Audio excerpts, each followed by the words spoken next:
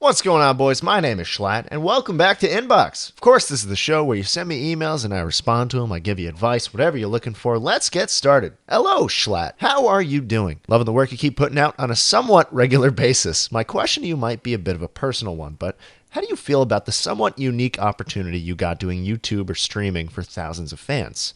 And do you think it's a worthwhile effort? Thanks, bud, and please never stop uploading.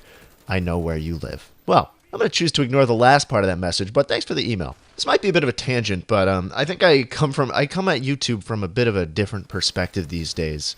As you may or may not know, about a year ago in last January, YouTube just completely deleted my account. My channel was gone for like half a week, and I got no word, no explanation. I had done absolutely nothing wrong. My channel was gone, the videos were gone, everything was gone in the fucking snap of Susan Wojcicki's fingers. And that was the tipping point for me. I no longer wanted to be a big YouTuber. I don't trust this platform to provide a home for me anymore. I don't trust it to provide income for me anymore. I don't trust it at all. And putting my eggs into the shittiest basket on the fucking planet doesn't seem like a good idea when I'm pursuing computer science, when I'm pursuing cybersecurity, all this other stuff that will get me a stable job instead of YouTube ads. And so, yeah, coming from that perspective, I feel like some people will view that as me not appreciating what I have or not realizing how lucky I am. But that's not the case. All right, I know I have an opportunity. I appreciate it every single day. I've just been so fucked up by what they did to me a year ago that my entire mindset has changed on it. So no, I don't think I'll ever get to a point where I can go full steam ahead on this thing unless I know for a fact that I will have stability in my life. And I just don't see that in YouTube right now. Certainly I don't have that right now. I only think it's worthwhile if you love what you're doing. I mean, obviously I'm not doing this for clout. Can you tell? Can you tell I'm not doing this for clout by now with the fucking weekly Call of Duty commentaries that get 500 views? With the Transport Tycoon gameplays, a game literally from 1994? Oh man. Alright, let's do another one. Hey Schlatt, I wanted to ask your opinion when it comes to learning about something you enjoy. I know it sounds like a weird question, so let me get into my thoughts about it. I can create many varieties of digital media. I know how to edit in Premiere and do some cool stuff in After Effects. I can make 3D models and, in general, pick up most software pretty quickly. There is one thing that eludes me. I don't know very much about music. I love to listen to music, most of it without words, same, and I can make up some stuff in my head, but I don't really know what is going on like I would with other types of media. I think if I were to learn about music production, it would remove the, excuse my gay, magic that music has for me. No, you're wrong. You're wrong. I disagree with you 100%. This is completely not the case. I asked a few of my music producer friends, because I have so many connections doing YouTube.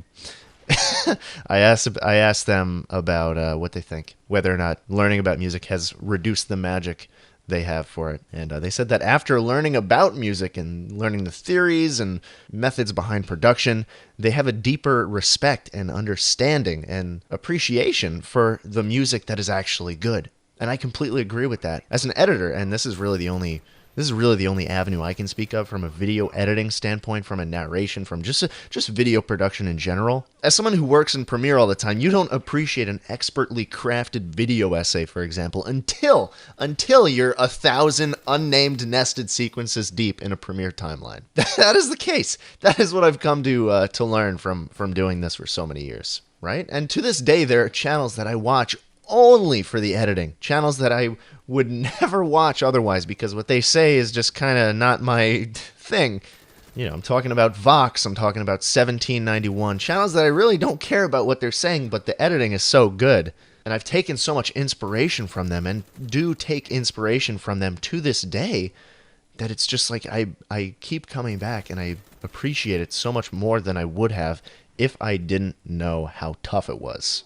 So do I think it's going to take the magic away from you? No, I don't think that's the case. If it's something you're interested, go for it. Don't let that hold you back. And I guarantee you nothing on this fucking planet will ever take away the magic of the Minecraft Volume Alpha soundtrack. All right, let's do one more. Out of curiosity, how would you describe your personal music tastes? I remember seeing your videos about Radiohead's OK Computer. So do you listen to a lot of alternative rock? Do you have any ideas on how you got your music taste? Sorry to flood you with questions, but music is something really interesting to me. All I really know about your music taste is that you're a dedicated Radiohead fan. Me too. Yeah, in general, I'm a fan of alternative rock. That's the stuff I listen to in the car when there's other people when there's other people around. But these days, the genre I listen to most has got to be just ambient video game soundtracks. I'm talking Minecraft.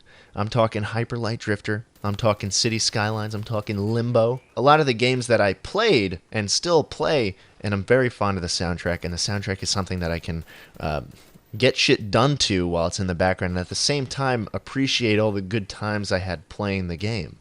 So yeah, I'll listen to the Minecraft soundtrack while I'm making videos. I'll listen to it while I'm writing essays, when I'm relaxing, and yeah, so I guess my music taste came from actually playing games and realizing they had a kick-ass soundtrack.